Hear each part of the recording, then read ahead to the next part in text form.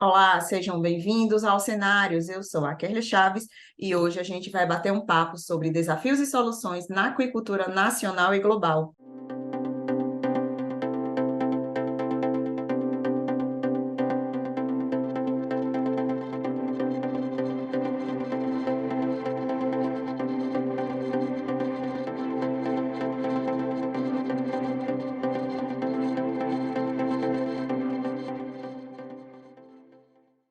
O nosso convidado deste programa é o Felipe Matias, cientista-chefe da pesca artesanal e aquicultura familiar da FUNCAP.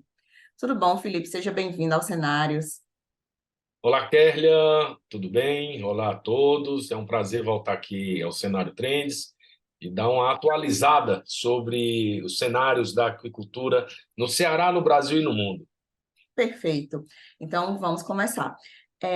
Primeiramente, eu gostaria que o senhor descrevesse, né, para a gente a atual situação da aquicultura no Brasil e como ela se compara com o cenário global. Perfeito. Na verdade, eu vou de trás para frente, né? A aquicultura mundial ela está passando por um processo de mudança, eu chamo de um ponto de inflexão. Isso é muito antenado com os outros setores. Nós vivemos uma revolução informacional e todos os setores estão se readaptando às questões das novas tecnologias. E com a aquicultura não poderia ser diferente, tá? E aí, voltando para o Brasil, nós hoje temos uma aquicultura que produz em torno de 700 mil toneladas, das quais quase 600 mil é de piscicultura, outras 100 mil de carcinicultura e um pouquinho na parte de malacocultura, que são os moluscos. Então, a aquicultura brasileira é assim distribuída. Essencialmente é piscicultura e piscicultura de água doce. Depois os camarões marinhos e esse pouquinho que a gente tem de ostras e mexilhões e vieiras. Então, assim está distribuída a aquicultura brasileira. Na região norte, nós temos os tambaquis e seus híbridos, né? E a maior parte do Brasil produz tilápia. Então, da nossa produção de piscicultura, cerca de 60% a 65% é de tilápia. 20% a 25% é do tambaqui e seus híbridos. E o restante é de diversos outros peixes. Nós produzimos mais de 20 diferentes espécies no Brasil. Mas assim está distribuída a piscicultura. No caso do camarão, da carcinicultura, é uma espécie só, praticamente, né, que é o Peneus vanamei, e essencialmente é produzida no Nordeste, Kélia. Cerca de 98% da carcinicultura é no Nordeste, né? E, para nossa grata surpresa, já entrando para o estado do Ceará, o Ceará hoje representa 55% da produção nacional de camarão. Então, é um destaque enorme os recentes avanços que a carcinicultura no Ceará vem tendo, e com uma peculiaridade bastante interessante, que é a interiorização do cultivo. Cerca de 40% dessa nossa produção já é realizada em águas interiores. Para você ter ideia, nós já temos produção de camarão marinho a 400 quilômetros do litoral. Então, a gente faz aí essa relação entre a aquicultura no mundo, no Brasil e no Ceará. Então, se no Ceará nós tivemos esses recentes avanços no camarão, tivemos recuos drásticos na piscicultura e aí precisamos reordenar a nossa atividade da piscicultura. E quais são os principais desafios enfrentados pela aquicultura brasileira em termos de crescimento e sustentabilidade? E aqui a gente pode puxar também um pouquinho para os desafios no Ceará. Perfeito. Então, em relação ao Brasil, nós temos um gargalo estruturante, que é a regularização ambiental, né? A fronteira do desenvolvimento da aquicultura é ter licença ambiental. Estados que emitem licença ambiental com agilidade desenvolvem mais sua aquicultura. E estados que têm mais dificuldade, mais burocracia, mais problemas em licenciar os cultivos, aí ficam para trás. Então, é uma dificuldade estruturante, histórica, que a gente tem que resolver. Utilizar ferramentas tecnológicas atuais de monitoramento dos cultivos, de que se consiga controlar melhor os impactos ambientais e aí assim avançar. Então, isso é uma dificuldade estruturante. Eu tenho convicção de que em breve a gente vai conseguir avançar muito nesse tema. E temos uma segunda dificuldade, que aí não é estruturante, mas é operacional, que é a questão da modernização da nossa agricultura, Kelly. Olha só, em todos os estados brasileiros, mais de 90% da aquicultura é feita por pequenos aquicultores, que produzem até 5 hectares. Em todos os estados, mais de 90% é de pequeno. Alguns estados chegam a ter 99% de pequenos. Então, nós temos, para o Brasil, grandes empresas de aquicultura, mas muito poucas, né? Nós não chegamos a 20 grandes empresas de aquicultura. E se a gente compara essas nossas grandes empresas de aquicultura do Brasil com as do Chile, por exemplo, nós continuamos pequenos. Então, essencialmente, a nossa aquicultura é pequena, né? E aí o desafio é modernizar esses pequenos aquicultores. Modernizar como? Né, com drones, com sistemas informatizados? Não, para esses, a modernização é ter acesso a informações básicas, de que eles precisam distribuir a ração durante o dia, de que eles precisam fazer o monitoramento da água. Para você ter ideia, a gente tem um trabalho muito forte nos estados do Pará, do Piauí e do Ceará. Cerca de 60% desses pequenos aquicultores sequer realizam o monitoramento da qualidade da água. Eu brinco dizendo que era como se você vai jogar bola, mas você não tem bola. Como é que você vai produzir aquicultura se você não cuida da água? É jogar bola sem bola. Aquicultura ou aquacultura é a cultura da água. Então, você tem que cuidar da água para que o organismo consiga ficar bem. Então, o maior desafio é a gente modernizar e levar essas informações para esses pequenos. E aí nós temos exemplos de um trabalho realizado na Bahia, que simplesmente essas informações, por meio de uma assistência técnica inovadora, digital, por meio de aplicativos, que todo pequeno produtor, mesmo sendo muito pequeno, tem seu celular, eles conseguiram melhorar a produtividade ou a rentabilidade em cerca de 15% a 20%. Então, esse é o grande desafio operacional no Brasil e também no Ceará, tá? No Ceará, à parte, nós estamos avançando muito bem na parte da cassinicultura. Há um entrelaçamento muito bom do setor produtivo com a Secretaria de Pesca e Aquicultura do Estado, no qual o programa cientista-chefe da pesca artesanal e aquicultura familiar é ligado, mas também com a Secretaria do Agronegócio, do Desenvolvimento Econômico, com a Federação da Agricultura, com as universidades. Há uma governança que está permitindo esse desenvolvimento para o camarão, tá? Em compensação, no caso da tilápia, nós já fomos o maior produtor do país e, na última década, nós recuamos drasticamente. Perdemos quase 80% da nossa produção de tilápia, apesar de ainda sermos o maior consumidor de tilápia do país. Então, precisamos do desafio do Ceará, avançar no camarão, especialmente na interiorização, e reordenar a piscicultura para a gente retomar o nosso desenvolvimento. No segundo semestre de 2023, o senhor já participou de 3 grandes eventos e congressos sobre aquicultura, tanto nacional como internacional, né? O primeiro deles foi o Encontro Nacional sobre Pegada de Carbono na Aquicultura, realizado em Tocantins, não é isso? Perfeito. Pronto. Aí o senhor pode falar um pouco da sua participação no evento e qual a relação das emissões dos gases de efeito estufa com a aquicultura?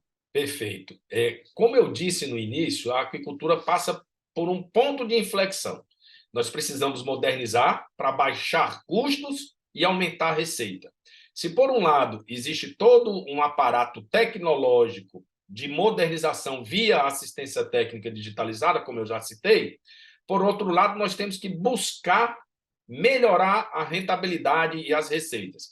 E a questão da emissão de gases de efeito estufa, além de melhorar a questão ambiental, tem a questão de que pode remunerar este aquicultor, né? Este evento foi o primeiro encontro nacional sobre a pegada de carbono na aquicultura. Eu fui convidado para dar a palestra inaugural pelo Ministério da Pesca e Aquicultura. Foi na sede da Embrapa Pesca e Aquicultura, em Palmas, no Tocantins, e foi um momento muito marcante, porque ficou claro que é um desafio que a aquicultura brasileira tem que ter nos próximos anos.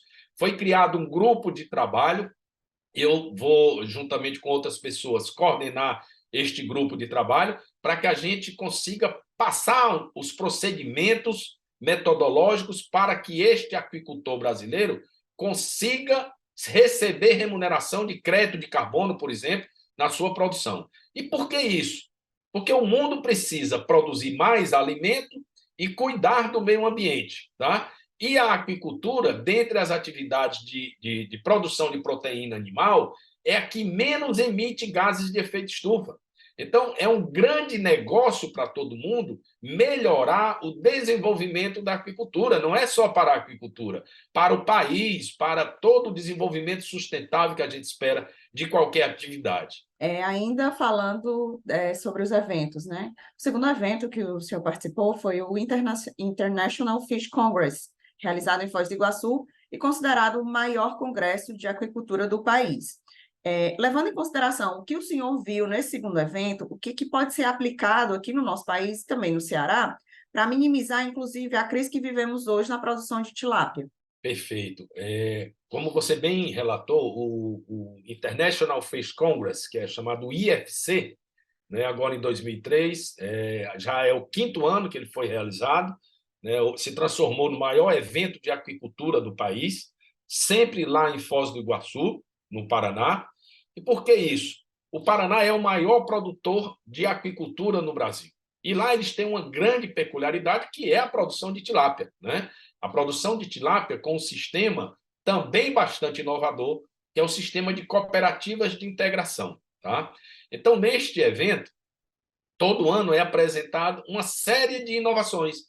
É um evento totalmente aplicado para o setor produtivo. Tem também a parte acadêmica, obviamente, com trabalhos e etc., mas é essencialmente aplicado para apresentar novas tecnologias e como elas podem ser aplicadas no dia a dia do aquicultor. Tá?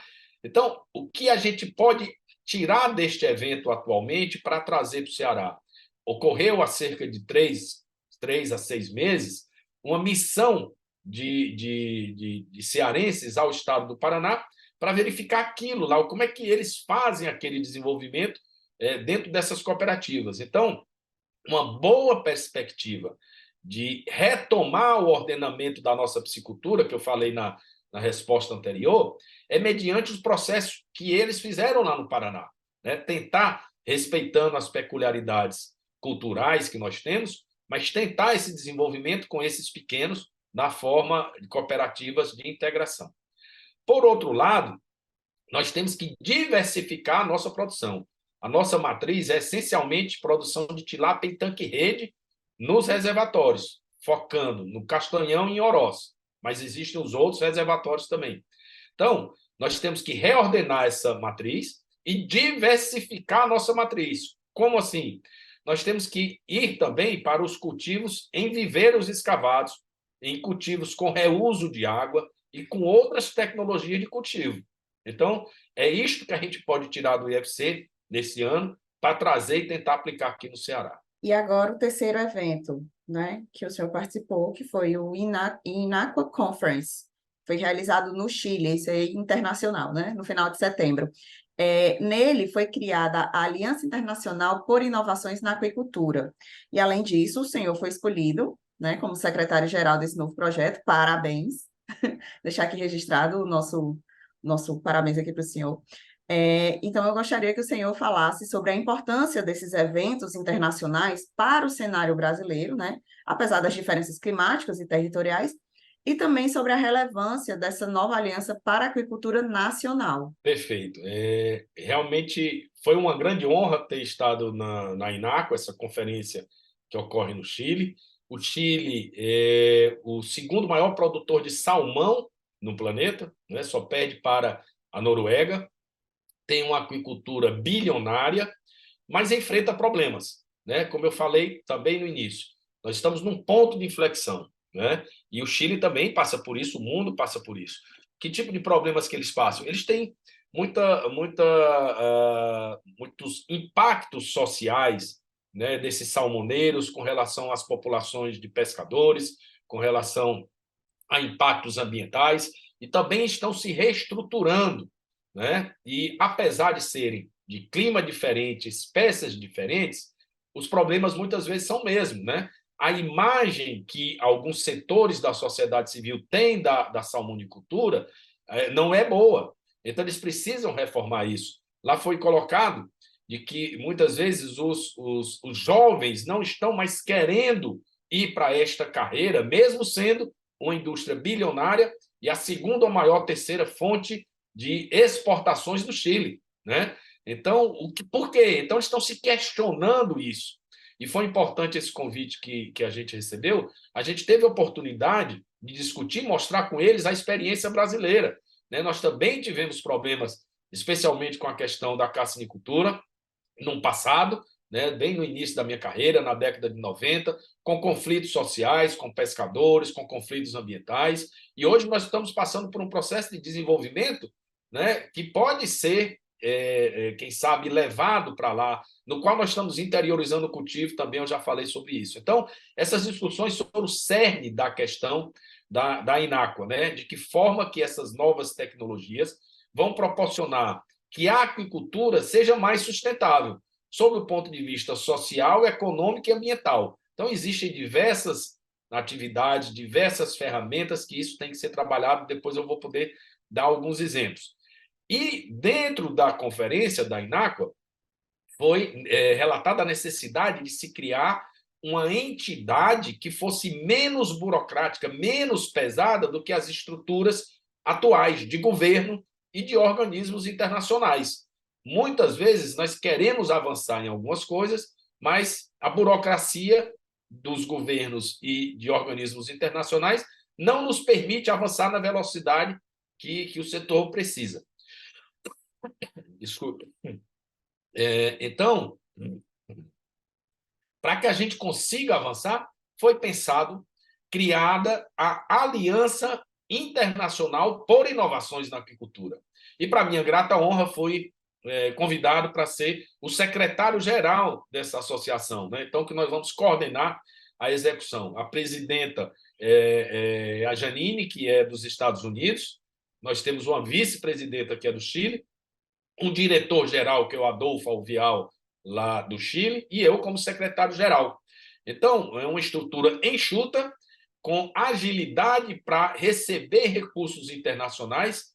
Para quê? Exatamente para promover essas inovações em todos os países do mundo, porque a aliança está presente nos 5 continentes, estavam representantes dos 5 continentes, a diretoria ela tem representantes dos 5 continentes, apesar do comitê diretivo sermos esses que eu citei.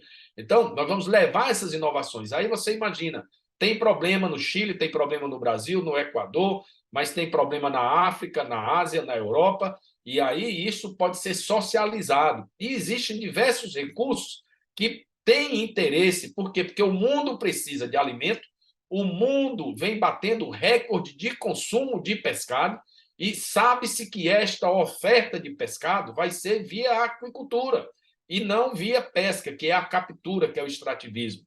A pesca é extremamente importante sob o ponto de vista social e econômico, mas não existem grandes estoques pesqueiros escondidos nos mares do mundo que vão proporcionar aumento de produção. Que vai aumentar a produção de pescado é a aquicultura. Só que nós temos que reformar essa aquicultura. Tivemos uma expressão que eu gostei bastante, que é redefinição da aquicultura, que tipo de aquicultura que nós vamos ter, e esta estrutura vem exatamente para isso, e eu fiquei bastante feliz de fazer parte, levando o nome da FUNCAP, porque eu fui representando a FUNCAP enquanto cientista-chefe da pesca artesanal e aquicultura familiar, para nível internacional, né? Então, nosso estado, o nosso país, então fiquei muito satisfeito e é um grande desafio que nós vamos ter nos próximos anos. Além desses 3 eventos que a gente citou agora, o senhor também está se preparando para ir para a China, né? Onde vai participar agora no final de outubro de mais um evento sobre aquicultura. Então, eu gostaria que o senhor desse mais detalhes para a gente sobre esse evento e qual será a sua participação nele. Perfeito. Eu vou embarcar para a China na semana que vem, na sexta-feira, dia 20 de outubro, e vou ficar 10 dias lá na China. E este evento é um evento promovido pela FAO, que é o organismo da ONU que trabalha com agricultura e alimentação, e, portanto, trabalha com a parte de pesca e aquicultura. E eu fui convidado pela FAO em Roma para representar o Brasil dentro deste evento. Eu vou juntamente com a diretora de Água de Domínio da União, do Ministério da Pesca e Aquicultura, e vamos ser os 2 representantes. O tema deste evento vai ser os parques aquícolas, como é a aquicultura nos parques aquícolas. Estes parques, eles são feitos nas águas de domínio da União ou de domínio do Estado. Aqui no Brasil, nós temos as águas que são ou do governo federal ou do governo estadual. Tá? Nossa matriz, essencialmente, aqui no Ceará, como eu falei, em água da União, é onde tem as gaiolas, os tanques-redes. Tá? Então, este evento vai tratar especificamente sobre esse tema. Por que a gente foi convidado?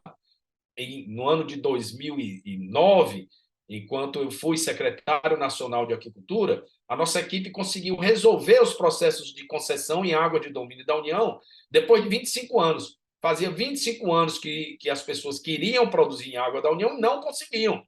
E a nossa equipe no Ministério resolveu, fez essas concessões. Entre 2009 e 2012, nós fizemos mais de 3.000 concessões e não tivemos nenhum conflito. Então, foi um exemplo em nível mundial. E, além disso, a gente conseguiu fazer 2 tipos de concessões. Concessões para empresas, nas quais as empresas pagam para usar, e concessões gratuitas, que eram para aqueles moradores de entorno, aqueles atingidos por barragem. Então, isso foi um exemplo muito grande.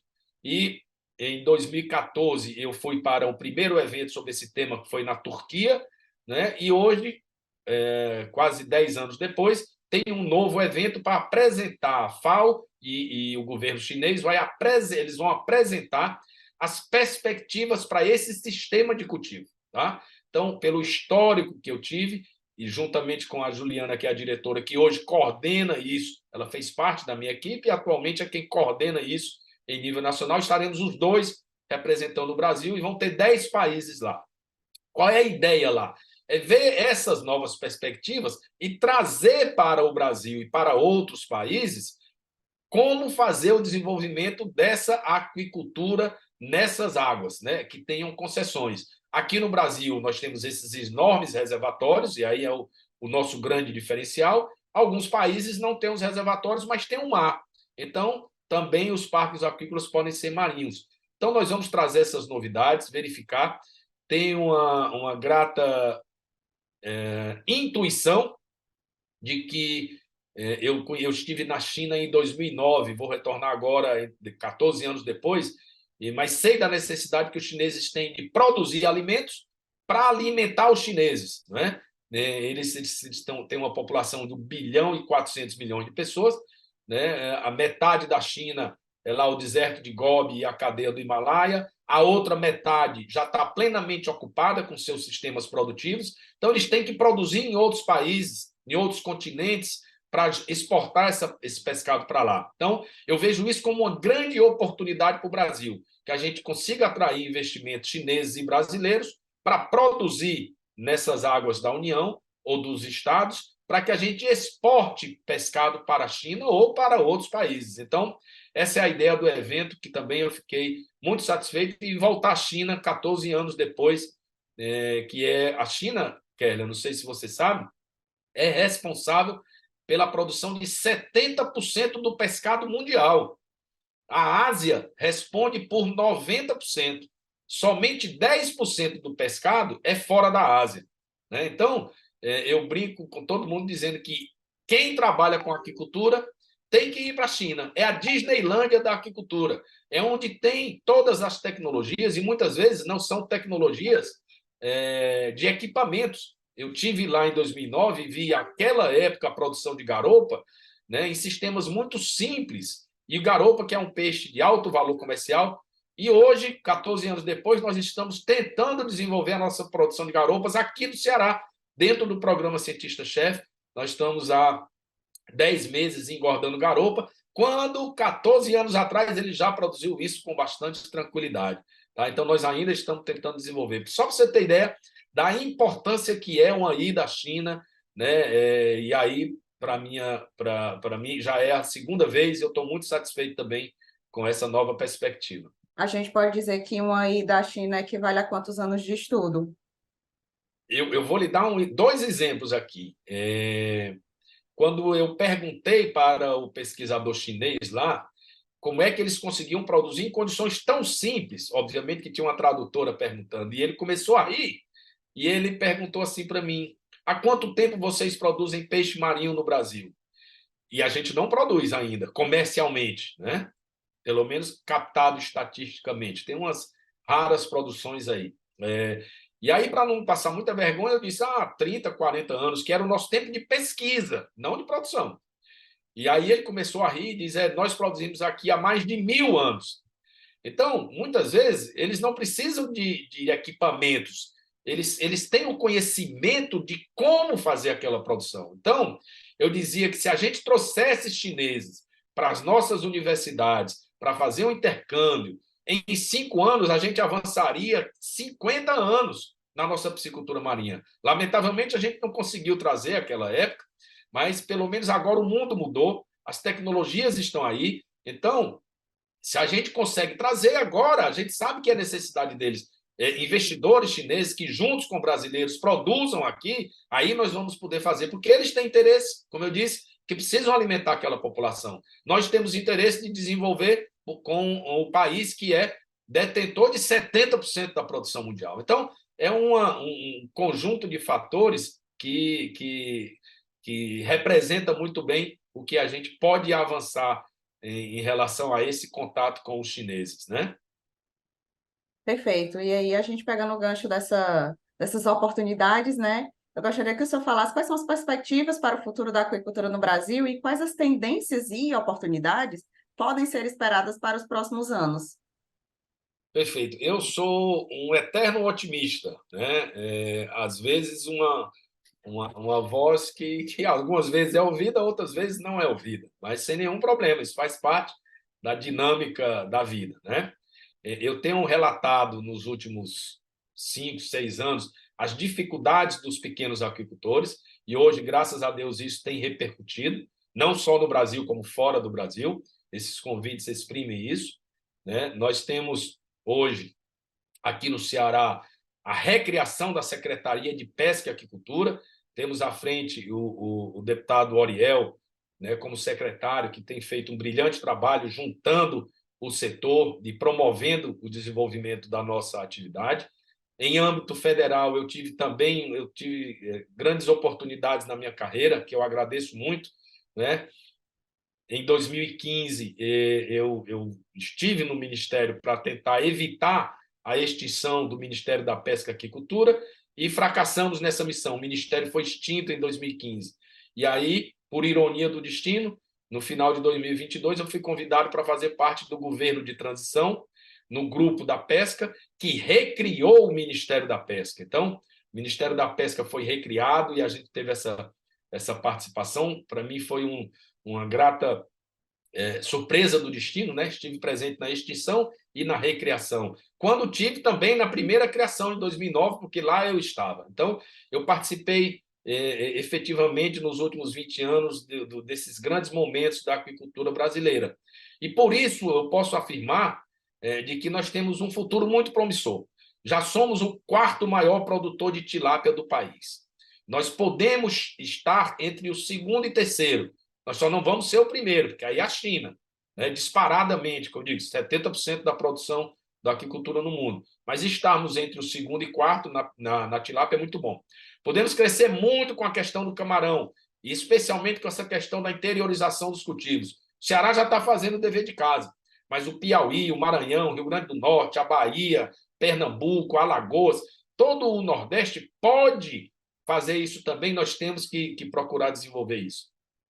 Nós temos as questões dos peixes amazônicos, um grande diferencial. Você imagina uma pessoa da França, ou da Espanha, ou da Suíça, comprando no supermercado um peixe e lá tem dizendo que, comprando aquele peixe, ele está contribuindo com a baixa emissão de gases de efeito estufa e promovendo uma família de amazônida, que é o habitante da Amazônia, a não desmatar a floresta, porque ele está fazendo uma atividade que não desmata. Então, olha só esse potencial que a gente tem. Então, a gente precisa fazer algumas coisas, nós temos deveres de casa por fazer, mas isso está avançando. O Ministério da Pesca hoje está construindo uma nova equipe na aquicultura e a gente tem sido bastante ouvido, convidado, tem participado, né? Nós temos um diretor de aquicultura do diretor de desenvolvimento e inovação, que é daqui do Nordeste. Na verdade, ele é mineiro, mas é professor da Universidade Federal do Rio Grande do Norte. Um quadro excelente, totalmente adequado àquela diretoria, que é a parte de inovação. E o nosso maior desafio é isso, é fazer... As pessoas costumam dizer que a palavra da moda é inovação. Tudo se fala em inovação. E aí eu venho discordar. Eu digo que a palavra não deveria ser inovação, mas sim a democratização da inovação. É preciso fazer a inovação chegar para quem mais precisa. Se nós temos uma aquicultura que 90% é dos pequenos, esses pequenos não têm condição de comprar essa inovação. Os grandes têm, os médios têm, isso é tranquilo. Mas os pequenos, nós precisamos fazer com que esses pequenos tenham acesso a essa inovação. Então, esse é um grande desafio. Então, quando a gente agrega a questão de inovação de bens e produtos, nós temos uma grande quantidade. De processos, são os sistemas produtivos. Organizacionais, que são as cooperativas. E de marketing, nós precisamos levar para a sociedade civil novas formas de pescado. A comunidade, a sociedade civil, não consome muito pescado. Nós estamos dentro do programa Cientista-Chefe, com um projeto de medir o consumo de pescado no Ceará. Né? Até o final do ano, nós vamos saber qual é o consumo real de pescado na região metropolitana de Fortaleza. E até o ano que vem, nós vamos ter em todas as 14 regiões de planejamento do Estado. Nós vamos saber efetivamente, vai ser o primeiro Estado, viu? Que cientificamente, por meio de um projeto, né, juntamente com a Universidade Federal do Ceará, no programa de pós-graduação em Administração e Controladoria, né, lá da Faculdade de Economia e Administração, da UFC, nós vamos mensurar o consumo de pescado. Eu não tenho dúvida que os outros estados também vão todos querer fazer isso, para que o Brasil tenha. Hoje nós temos estimativa de consumo, mas precisamos ter isso de forma mais adequada. Então, esses são os desafios, são as perspectivas.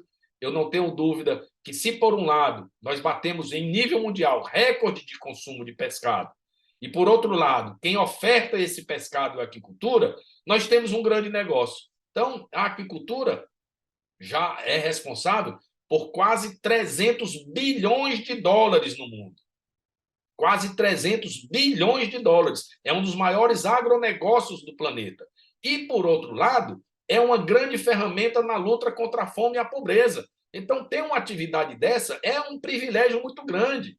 Então, nós precisamos trabalhar, levar isso para a sociedade, apresentar esses resultados, apresentar esse potencial, porque eu não tenho dúvida que já há um conhecimento em nível mundial de que a oferta de proteína não vai estar muito mais nas terras, e sim nas águas. E nas águas é o pescado. Então, nós estamos diante desse cenário. Perfeito. E agora, para a gente encerrar, vamos às considerações finais do nosso convidado. Felipe, a palavra é sua. Fique à vontade.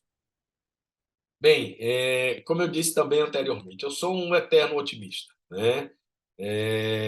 Eu trabalho numa atividade que é apaixonante. As pessoas costumam dizer que nós somos apaixonados, né? Pelo nosso ambiente de trabalho. E nós temos uma responsabilidade muito grande. Essa responsabilidade é suprir o mundo de pescado, né? Tem uma segunda vertente que eu também costumo brincar nas minhas palestras, que é: hoje e durante algum tempo, nós ainda vamos ganhar dinheiro produzindo pescado para comer, porque o mundo vai consumir cada vez mais pescado, por ser um alimento saudável. Pescado, ele atende tanto a quem tem fome, porque supre a necessidade de proteína, né? E nós temos cerca de 800 milhões de pessoas com fome no mundo, então nós temos essa vertente. Por outro lado, nós temos um excesso da população, no mundo e no Brasil, com excesso de peso, né? Com sobrepeso. E um alimento saudável ajuda a você a diminuir peso. Então, nós podemos atuar nos dois nichos de mercado. Tá? Então, a produção de pescado, durante muitos e muitos anos, vai ser para consumo humano. Porém, existe toda uma outra leva de mercado para pescado. É a biotecnologia do pescado. Os oceanos, nós temos grandes problemas nos oceanos, que é a questão dos plásticos.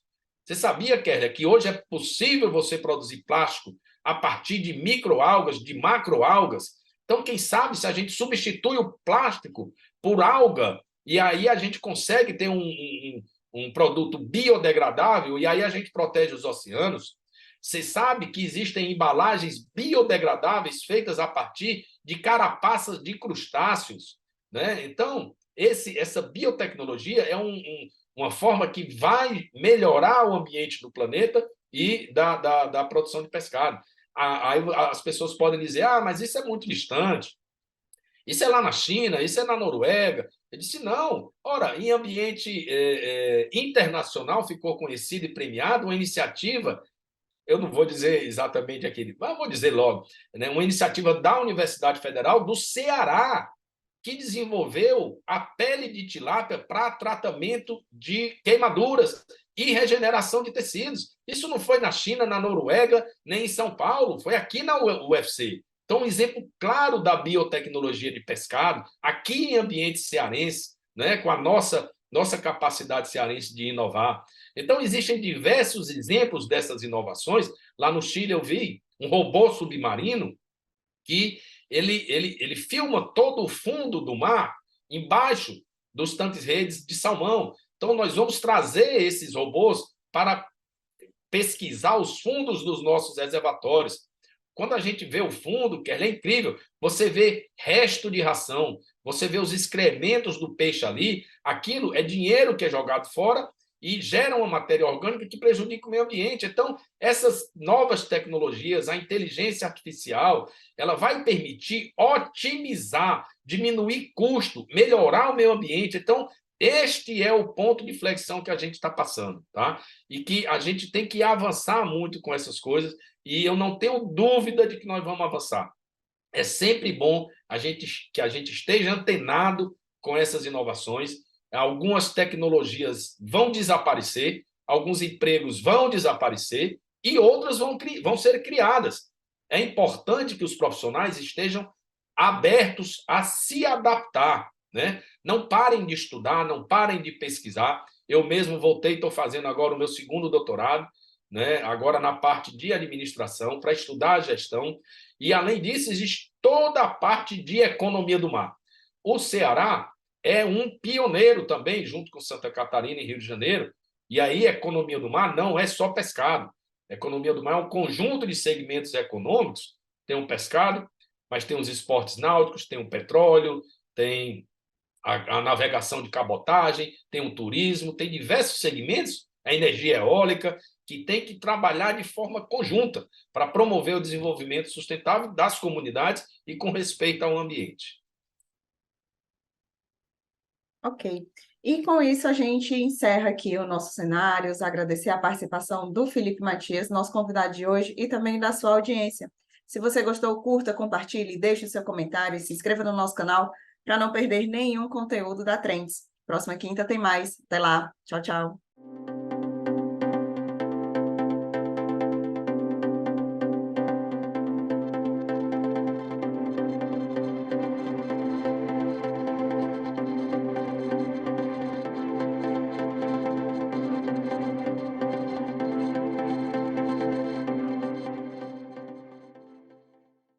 Inscreva-se no nosso canal, ative o sininho e fique por dentro dos melhores conteúdos.